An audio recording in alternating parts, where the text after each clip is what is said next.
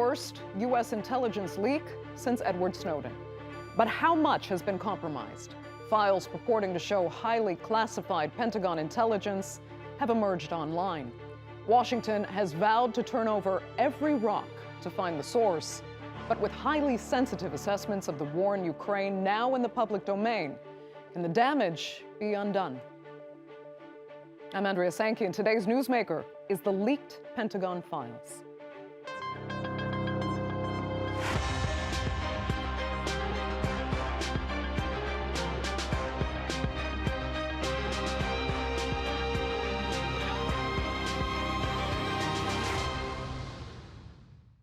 Where exactly were they leaked from? Are they real? What do they reveal? And who leaked them? So many questions since news broke of the Pentagon files that wreaked havoc on U.S. intelligence and rattled Washington's relationship with its allies. The leak has drawn denials, prompted an investigation, and spooked some Western powers backing Ukraine. Now, some of the intel suggests Kiev is not poised for victory in the war against Russia. But then again, some say this could all be a plot to mislead Russian commanders. Here's a closer look now at the Pentagon intelligence leak. The worst U.S. intelligence leak in a decade, and a major compromise of Pentagon secrets. More than 100 classified documents have been leaked online, giving the world a glimpse of how the U.S. gathers intelligence on its allies and foes alike.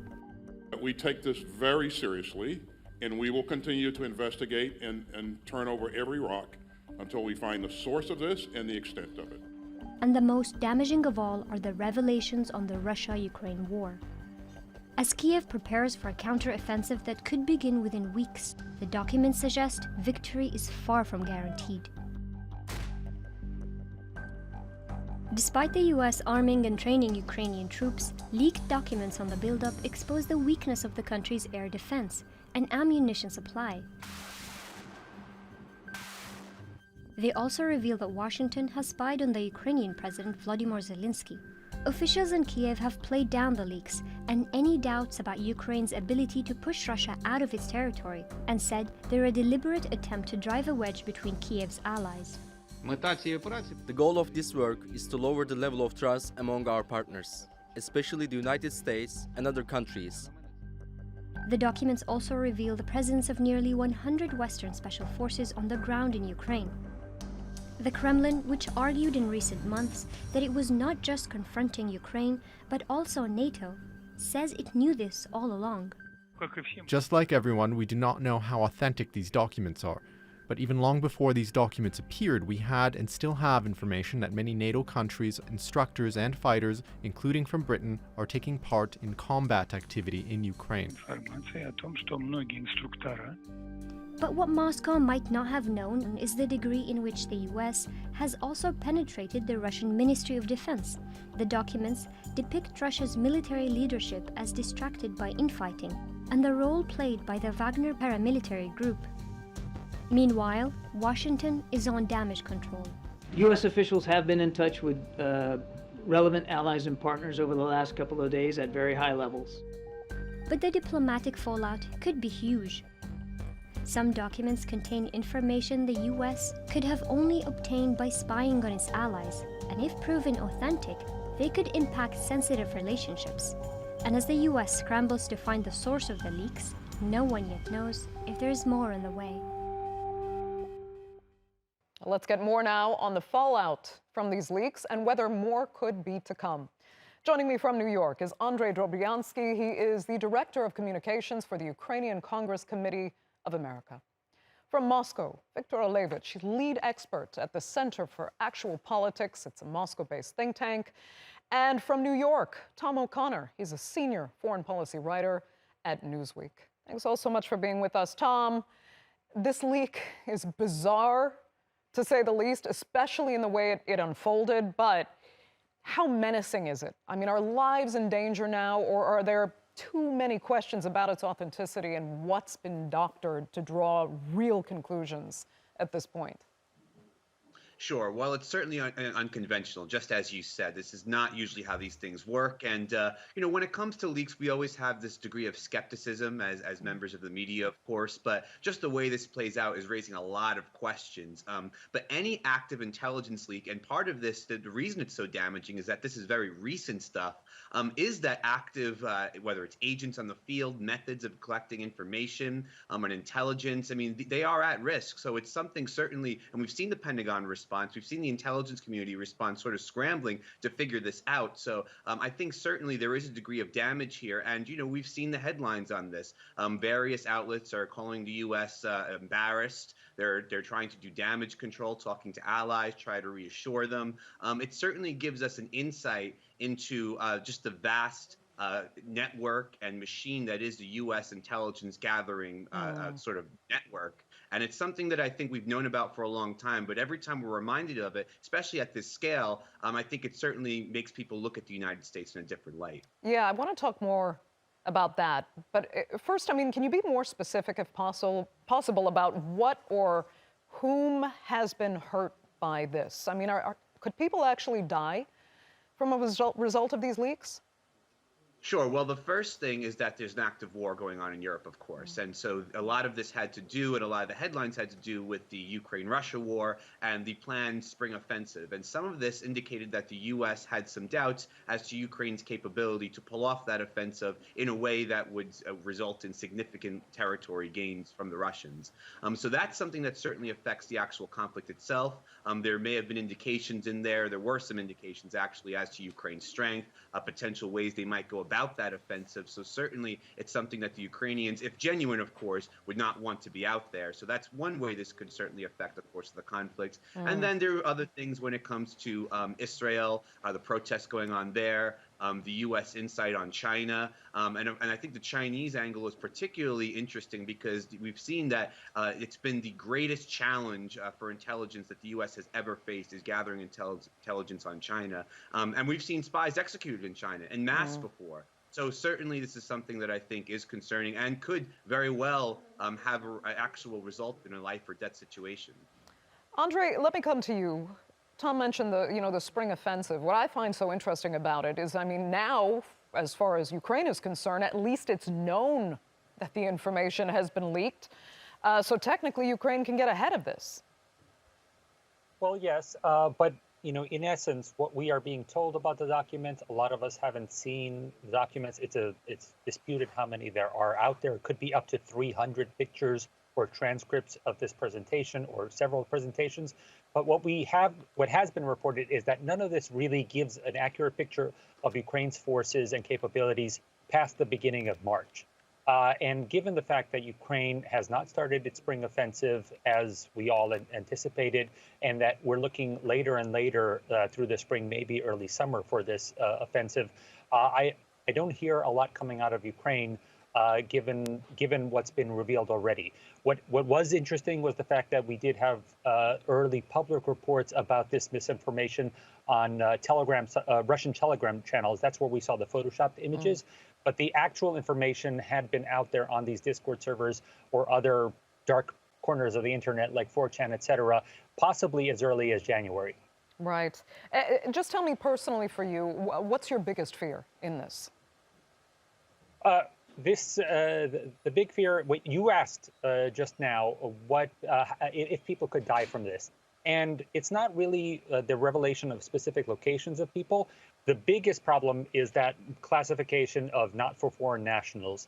And this is very similar in terms of after effects, could be similar to the after effects of leaking diplomatic cables that we had through WikiLeaks, where other countries get to hear our assessments of them.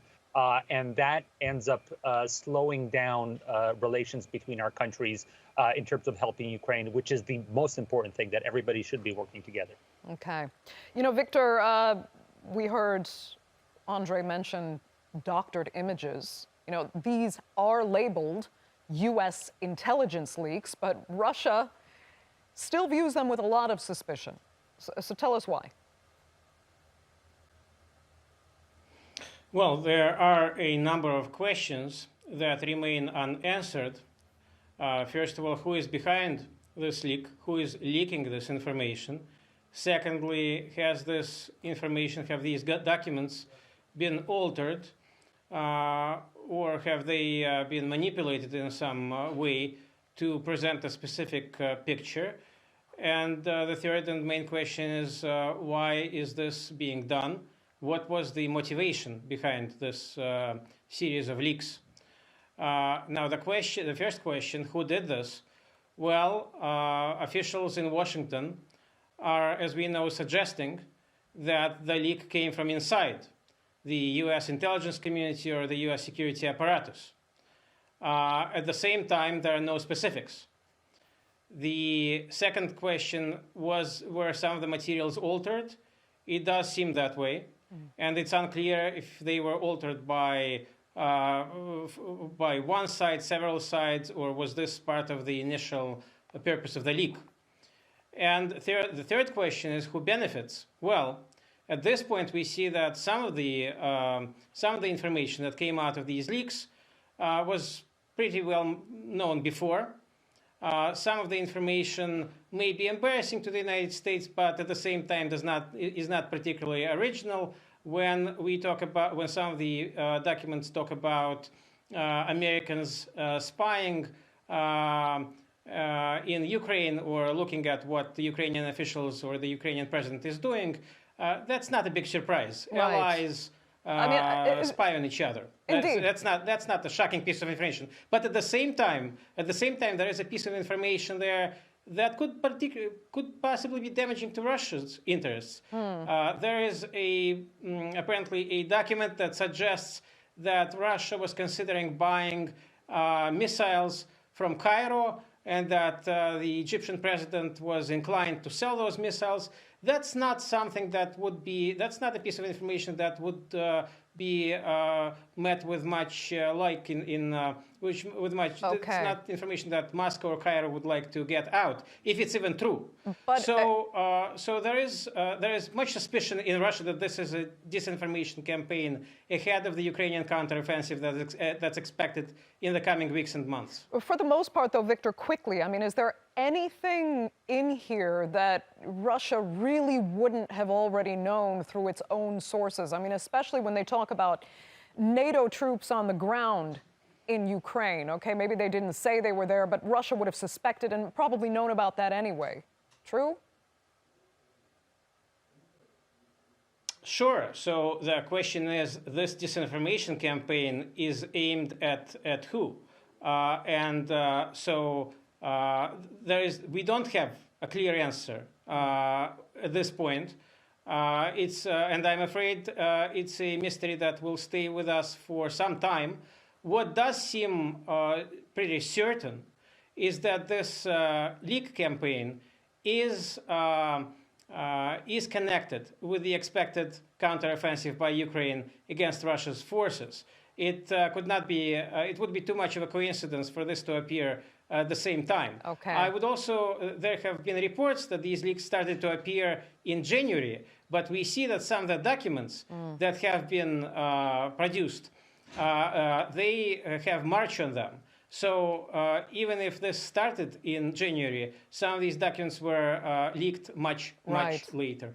Tom, let me come to you, because initially Viktor was talking about who's behind this. If you can, give us an idea of who would do something like this. Would it be a spy? And what would that say then about security within U.S. intelligence agencies? Yeah, certainly. One thing that we have to understand about when we talk about the U.S. intelligence agencies and just sort of that whole intelligence community is that it is, as I said before, a vast network. And there are actually quite a number of people who get to see these sort of documents. It's not limited to a select few sitting in a closed-door room somewhere. And that's why it's become so difficult to really track down the source of this. Now, we've seen some reporting out there that this was one guy who was very active on online servers and some of those dark corners of the internet that we're discussing that these documents appeared to initially emerge on. So that seems to be one of the leading theories right now, especially as a lot of these documents were just They were taking pictures of them in a room somewhere. Again, not the usual way you leak these sort of things. They weren't scanned. This was just someone in a room taking pictures of documents they had physical access to. So certainly the insider theory does work. The disgruntled insider, although this person apparently didn't seem to have any sort of particular political inclination towards Ukraine or Russia in the conflict, more just generally critical of the U.S. government and intelligence overreach. So I think that's one thing that's important to take into account in this thing. Okay. Now, that being said, we don't have the actual answer just yet in our hands, but certainly something that we're looking at. Right. But having said that, I mean, do you fear that more leaks could be to come? If this is Absolutely. a disgruntled, yeah, go ahead. Yeah, absolutely. And part of, and two things that I think my co guests over here said, what I think both really apply in this situation. The first being that, this is part of a campaign, and at the same time, we don't really know exactly the extent of this campaign because, yes, some of these appear to be part of one tranche of documents that have come out. But as people are scouring the internet right now looking for more information, a lot of other stuff will turn up. And we don't know for a fact that they're connected to even the original leak itself. And so, we've seen indications of alteration of some of these documents. There could be other stuff out there that has nothing to do with this, but is being sold as part of this package and could actually be created entirely in bad faith. So that's one thing I think is very concerning. And the other thing is that, yes, I think that part of the damage this could potentially do when it comes to diplomatic relationships is something that really could end up being the most sizable, most damaging effect of this, because other countries might be careful of what they say to the U.S., what they say around the U.S., knowing that they're being watched at all times. Possibly so. Yeah, I mean, okay, I want to talk more about that. But Andrij, first, I needed to ask you really, from Ukraine's perspective, what is the feeling in Ukraine about this? Is it felt that Ukrainian security really has been compromised, or is there more a level of suspicion, similar to what the Russians have been saying about all of this? I think actually Ukraine is quite happy that the leak didn't come from them.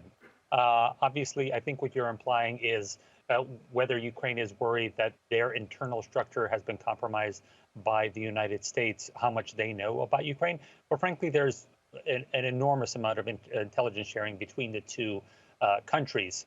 We also should, I'd like to underscore, we should differentiate how some of this information is gathered into this document. So I know that there is a campaign online when some of these reports came out that tried to emphasize that the United States is spying on other countries, whereas a lot of this information is frankly information gathering. People just sharing information and they're conglomerating into one document, as opposed to the real issue for the Russians here is that the document seems to hint that there is more information coming out of Russia than perhaps Russia wanted to come out of. So as opposed to what Ukraine would be worried about, frankly, a lot of people are now talking about if Russia, given the fact that they're so paranoid and keep changing their military commanders, how Russia will react to so much information coming out of Russia and this public revelation that the United States knows a lot more about Russia's movements, even knowing planned attacks in advance. And that really comes from human assets on the ground in Russia. That's interesting. Viktor, yeah, I mean, even if its authenticity is still in question, what is the actual just psychological impact in Russia? Well, one of the concerns in Russia is that one of the potential aims of this disinformation campaign may be, in fact, to cause a massive spy hunt in Russia, in Russia's military and political circles. And history shows that such operations, if they become widespread, wide-reaching, they may actually disorganize the functioning of the military apparatus and the political apparatus. And so Moscow views this with concern. I would also like to point out that when we look at various statements by Ukrainian officials, by American and other officials as to the counteroffensive, the details of the counteroffensive that is being prepared by Ukraine against Russian forces, the dates being given, whether it's going to happen in the next few weeks or a few months, or whether it's going to happen in May or summer or maybe early fall, it's quite obvious that this information cannot be trusted. Adversaries do not produce accurate dates or accurate information about status of forces or about plans, military plans ahead of time. And so in Russia, this is viewed as psychological preparation for a counteroffensive. And again, this disinformation campaign may be a part of that campaign. Right. Tom, let me ask you this. You were alluding to, the effect that this could have on, U.S. relationships with their allies and whether there will be some damage to trust. But also, how does it hurt the public's own perception of the United States and what was supposed to be its superior intelligence services? I mean, this looks sloppy at best. Yeah, it does, honestly. And with that skepticism I opened with in mind, of course, as to exactly what the intentions are and who exactly leaked this, I think it is hard to make the case that this is actually helpful to the United States. Even if there was some sort of message that's supposed to be sent that, we have leverage on you in all these different ways, I still just don't see the net gain for this when it comes to perceptions. And as you know, perceptions are everything. The U.S. and U.S. citizens look at this and say, wow, our government can't even keep a secret. And then people around the world also look at it the same way. I mean, the U.S. intelligence agencies, it's been known for some time, going back years, going back to the spying scandals, the phone tapping scandals of Chancellor Merkel of Germany, that the U.S. was spying on its allies. As Viktor said, this is something that's been known for some time. But, we see it come out now, years later in a new age that, the U.S. is really trying to sell itself as being the premier power in the world at a time where it's being challenged in multiple fronts. And I think this really does represent a sort of blow to that image. Okay, let me ask something a little more specific, though, about the Angela Merkel leak, the fact that it was revealed that the United States is spying on its allies. I mean, we kind of know everybody has to spy on its allies. That is basic intelligence gathering. You can trust to an extent, but you always have to be extra cautious when it comes to international relations and geopolitics. So in hindsight, having revealed that Angela Merkel's phone was tapped, all the Snowden leaks, tell me what actually changed. Did something actually fundamentally change in the way spying is done, the way the relationships are conducted? In hindsight, what did it matter? Well, let's speak about the relationships and what's happened. And let's look at what's happening right now. We have President Macron and talking to President Xi Jinping about strategic autonomy for Europe. This is something that's been going on, didn't just start, this year, and it's been going on for years now. And in fact, I think it was quite interrupted by the conflict in Ukraine because there was an unprecedented unity among NATO countries, among a lot of European countries in support of Ukraine. So that was in some ways interrupted. We saw the value of U.S. military support immediately. Now already we're talking about should Europe be so dependent on the U.S.? And part of that is that lack of trust in the relationship. These are allies, these are alliances. Now let's talk about other countries out there that we are not allies with, like Saudi Arabia, for example, Brazil. We're seeing countries want to balance their relationships more. It's not solely, of course, because they know the U.S. is spying on them, but it's because they want to increase their own leverage. And I think that part of those spying scandals, that obviously including this one too, just shows how much the U.S. is trying to dominate these relationships, as of course every country, as you said, is trying to do. It's a natural part of just statecraft. But it is, I think, having real world effects in combination with a bunch of other factors too. Right. I mean, Andrij, we talk about this being embarrassing for the United States, but I'll ask you, I mean, to what end? Do you think it's still, I don't know, easy to recover from, or no? Is the damage lasting? I think this is very interesting because as opposed to the other cases we've mentioned, this is really old school in one way. This is not a hack. This is not a file. This is not a USB drive. As far as we know, this is actual physical documents that have been leaked. So in that respect, the United States, has its own housekeeping to do. I will return back to, the repercussions for Russia here, because it may not be. I'm very cautious about using the word spy, because we're not talking about Cold War type operations. We're not talking about James Bond here. We're talking about information gathering, which is just pooling together all this information, and we don't really know how this information comes to the United States. But the interesting thing about what's happening in Russia and how come the United States knows this many things can be, we can ascribe this to people being approached as being assets. But given the amount of damage being done inside Russia, physical damage, sabotage, that is being more and more attributed to local efforts within Russia to counteract their government. They are not happy with the war. They would rather the government stop doing what it's doing. It's quite possible that the information that's gathered in this document is embarrassing to show how many people in Russia possibly want to spoil this war effort. And really, maybe at the end of this war, we see a radically different interpretation of what that country will be. Okay, Viktor, I'd like to just give you the last minute for final words, final thoughts. Go ahead.